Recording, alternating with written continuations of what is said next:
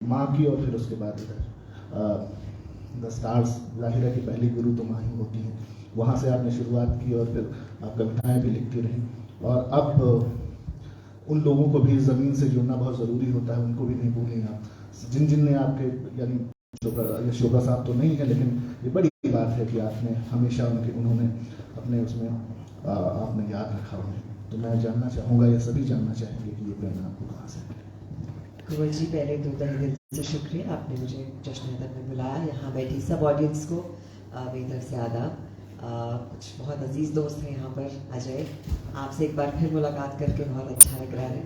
और हम यहाँ परसों शूटिंग कर रहे थे एक्चुअली, और मेरे डायरेक्टर कह रहे थे आपने तो यहाँ पर स्टेज पर परफॉर्म किया होगा। मैंने कहा कि नहीं, अभी तक नहीं किया, बट मैंने कुछ देखा है यहाँ पर। आई डिडंट नो कि मैं एक दिन बाद यहाँ आ जाऊँ। ज़िंदगी की कुछ बहुत खूबसूरत चीज़ें जो होती हैं वो शायद इम्प्रॉम्प्टू होती हैं, वो एकदम हो जाती हैं, और शायद मैं इस आज के इंसिडेंट को उसमें शामिल ज़रूर करना चाहूँगी। एंड जो मैं आपसे नाराज़ हो रही थी वो मैं आपकी, कुछ लोगों से ऐसे लगता है कि आप इन्हें जानते हैं और खिंचाई करने का मौका उनके साथ नहीं छोड़ना चाहिए, तो बस वही कर रही थी। और बस उतना ही। और ये किताबों की जर्नी बहुत ही खास रही। शुरुआत मेरी लेखन की शायद चंडीगढ़ से हुई थी, जब मैं बतौर पहले तो स्टूडेंट्स की तरह मैं मैगजीन्स में लिखा करती थी। फिर जब एक्टर बनी तो ट्रिब्यून, जो यहाँ पे अखबार आता है, उसमें लिखना शुरू किया। जो भी किस्से, जो भी चीज़ें मुझे बहुत मुतासर करती थी, उनके बारे में लिखा करती थी।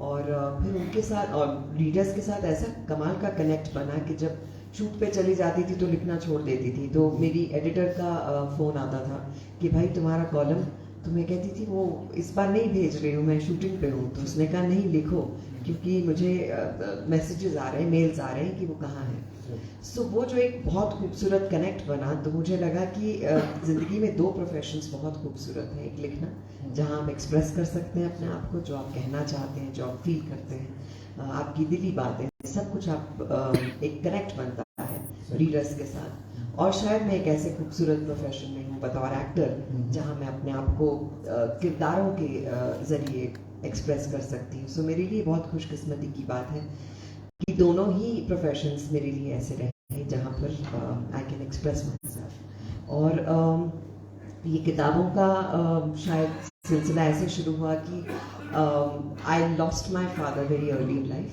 और हमेशा ये डर था कि कहीं माँ को ना खो दूँ।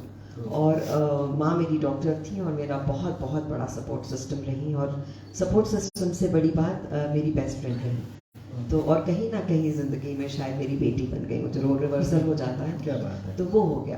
तो जब वो फाइनली एक ऐसा दिन आया जब मुझे लगा कि यही दिन फेस करना था, तो एक बड़ा अजीब सा, अलग सा एक रिएक्शन निकला मेरा कि मुझे इस माँ को सेलिब्रेट करना है। क्योंकि बहुत सारे बच्चे शायद ऐसे खुशकिस्मत नहीं होते जिन्हें ऐसे पेरेंट्स मिले जो उनके ख्वाबों में इतना इन्वेस्ट करें जितना शायद मेरी माँ ने किया। और मैं इस मामले में अपने आप को बहुत खुशकिस्मत मानती हूँ, क्योंकि डॉक्टर्स की फैमिली से थे और हर कोई बहुत अपोज कर रहा था जब मैंने एक्टिंग का ये डिसीजन लिया। मैं सिलेक्ट हुई थी एक कंपटीशन में, टैलेंट हंट था, तो उसमें सिलेक्ट हुई, और मैं और मेरा भाई दोनों जाके मेरी माँ के पास खड़े हो गए, क्योंकि उसने तस्वीरें खींची थी और भेजी थी। तो हम दोनों खड़े हो गए और मेरी माँ ने कहा यस। तो मैंने कहा मम्मा मुझे पता है मेरे